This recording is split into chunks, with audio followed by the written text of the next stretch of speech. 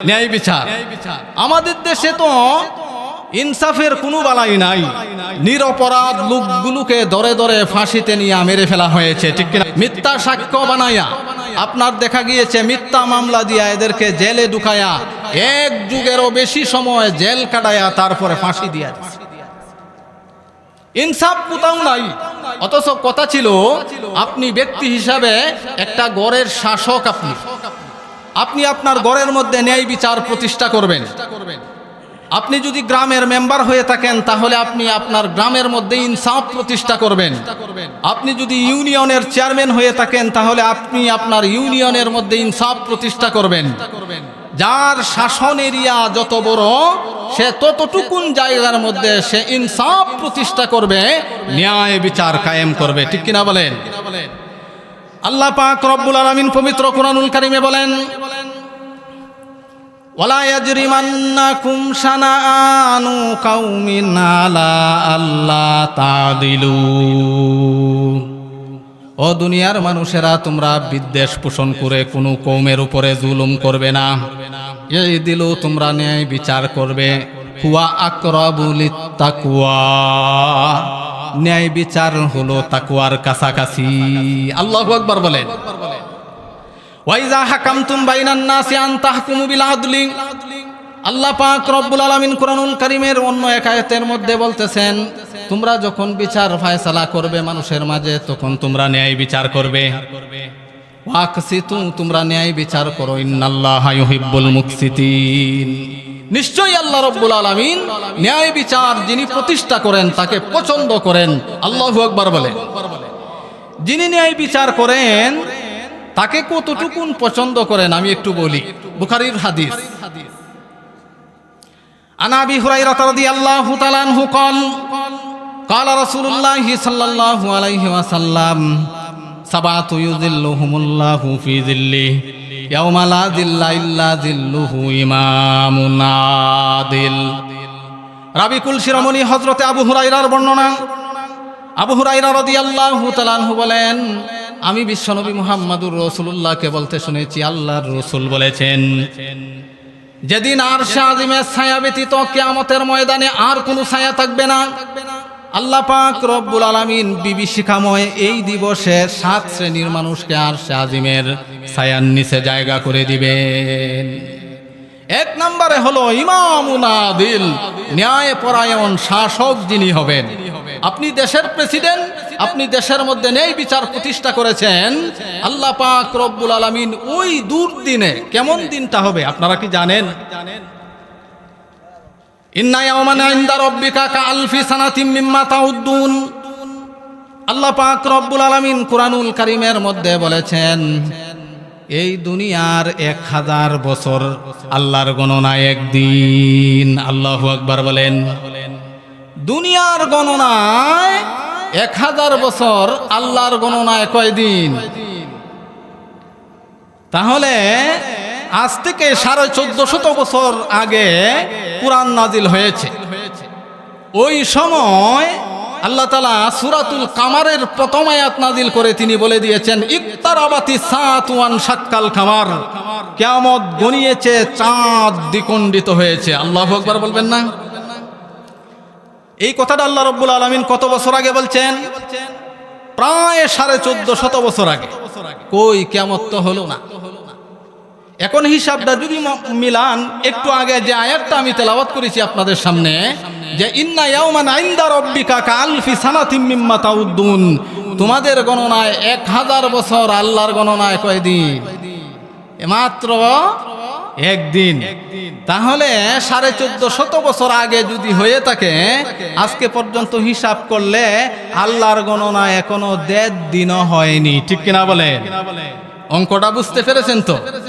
মোহতারাম হাজিরিন, কিয়ামতের ময়দানে মানুষগুলো দীর্ঘ সময় দাঁড়িয়ে থাকবে, প্রায় 50,000 বছর আল্লাহর গণনায়। আমাদের গণনায় কিন্তু 50,000 বছর হবে না। ওই যে কিয়ামতের ময়দানে আপনি টাই জায়গায় দাঁড়িয়ে থাকবেন, কার গণনায়? 50,000 বছর। আল্লাহর গণনায় 50,000 বছর।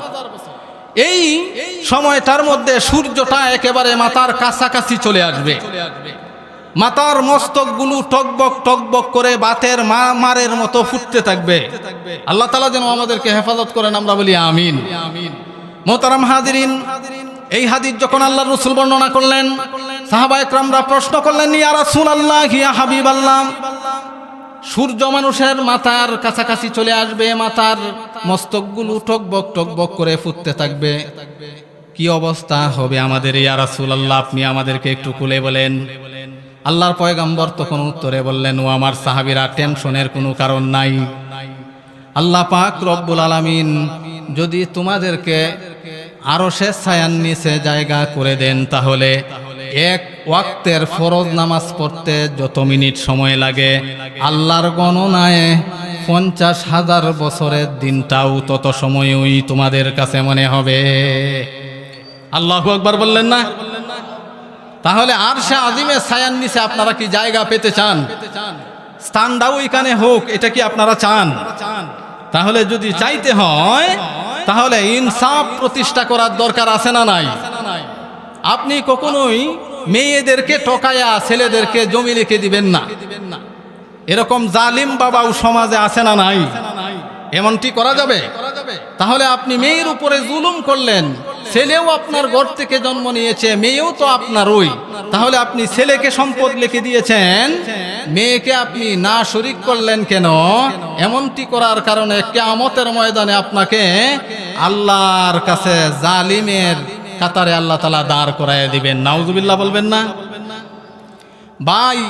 ভাইয়ের সম্পদ লিখে নিয়ে যায়, বাবা অসুস্থ, হাসপাতালে নিয়ে দেখা গেছে আপনার সমানে টিপ নেওয়া শুরু করিয়া দিছে। আল্লাহ পাক রব্বুল আলামিন বলেন, ওয়ালাকাদ যারা'না লিজাহান্নামা কাসীরাম মিনাল জিন্নি ওয়াল ইনস লাহুম কুলুবুল লা ইয়াফকাহুনা বিহা ওয়া লাহুম আ'য়ুনুল লা ইউবসিরুনা বিহা ওয়ালাহুম আযানুল লা ইয়াসমাউনা বিহা। আল্লাহ তাআলা বলেন, মানুষ এবং জিনদের মধ্য থেকে একদল মানুষ এবং একদল জিনকে আমি জাহান্নামে নিক্ষিপ্ত করব। এর কারণ হলো তাদেরকে আমি আল্লাহ পাক রব্বুল আলামিন কলব দিয়েছিলাম, এই কলব দ্বারা আমি আল্লাহকে চিনে নাই, আমি আল্লাহর কথা চিন্তা করে নাই। মুহতারাম হাজিরিন, এই যে মানুষের চিন্তা শক্তি কত দূর আগায় গেছে কল্পনা করা যায়? এই যে কম্পিউটার আবিষ্কার করে ফেলেছে, এটা মহাবিশ্বের মহাবিশ্বয়, ছোট্ট একটা কম্পিউটার এই মানুষের চিন্তা শক্তি দ্বারা এটা আবিষ্কার করে ফেলেছে, এইটার ভিতরে তামাম দুনিয়া ঢুকিয়ে দেওয়া যায়। আল্লাহু আকবার বলবেন না? আপনার রকেট আবিষ্কার করে ফেলেছে, মুহূর্তের ভিতরেই 10-20 কিলোমিটার চলে যায়। কত দূর আগাইছে মানুষ তার চিন্তা শক্তি দ্বারা, বিভিন্ন যন্ত্রাদি আবিষ্কার করার মাধ্যমে। আল্লাহ রাব্বুল আলামিন বলেন, ও দুনিয়ার মানুষ, তুমি তোমার চিন্তা শক্তি দ্বারা সব কিছু করলাম, আমি আল্লাহ পাক রব্বুল আলামিনকে বেমালুম তুমি ভুলে গেলা, এই কারণে তোমাকে আমি আল্লাহ জাহান্নামে নিক্ষেপ করব। নাউজুবিল্লাহ বলে, ওয়ালাহুম আয়ুনুল লা ইউবসিরুনা বিহা, আমি আল্লাহ তোমাকে চক্ষু দান করেছি, দৃষ্টি শক্তি দান করেছি, এটা দিয়া তুমি কখনোই অপাত্রে দৃষ্টি দিবে না। আইনানি তাজনিয়ান, যেখানে দৃষ্টি দেওয়া হারাম ওইখানে যদি আপনি দৃষ্টি দেন, তাহলে আপনি যেন জিনা করলেন। চোখের জিনা হলো অপাত্রে দৃষ্টি দেওয়া। নাউজুবিল্লাহ বলবেন না? তাহলে এই চোখ দ্বারা টিভি, সিনেমা, নাটক এগুলো দেখা যাবে? এই যে ভাইয়েরা কথা বলে না, এই চক্ষু কি আল্লাহ পাক রব্বুল আলামিন এই টিভি, সিনেমা এগুলো দেখার জন্য আপনাকে আমাকে দান করেছেন? সমাজের মধ্যে খুঁজলে আপনি দেখবেন অনেকের জন্মগত অন্ধ। দুনিয়াতে আসার পরে কোনোদিন আল্লাহর জমিন সাদা না কালো, দিন না রাত সে বুঝতে পারে না। চক্ষু আল্লাহ পাক রব্বুল আলামিন তাকে দেন নাই। আপনাকে আমাকেও তো তিনি চাইলে এরকম জন্মগত অন্ধ বানায়া পাঠাতে পারতেন, ঠিক কিনা বলেন? আল্লাহ তাআলা যেহেতু আপনাকে আমাকে ওয়াজআলা লাকুমুস সামা ওয়াল আবসারা ওয়াল আফিদা, আল্লাহ তাআলা বলতেছেন যে আমি তোমাদেরকে দৃষ্টি শক্তি দান করেছি, শ্রবণ শক্তি আমি আল্লাহ রাব্বুল আলামিন তোমাদেরকে দান করেছি। জোরে সুরে বলতে হবে আল্লাহু আকবার। মুহতারাম হাজিরিন, চোখ দ্বারা যেমন অবৈধ জিনিস দেখা যাবে না, শ্রবণ শক্তি দ্বারা, কান দ্বারা আপনি অবৈধ গান বাজনা এইগুলো শুনতে পারবেন না, নাকি পারবেন?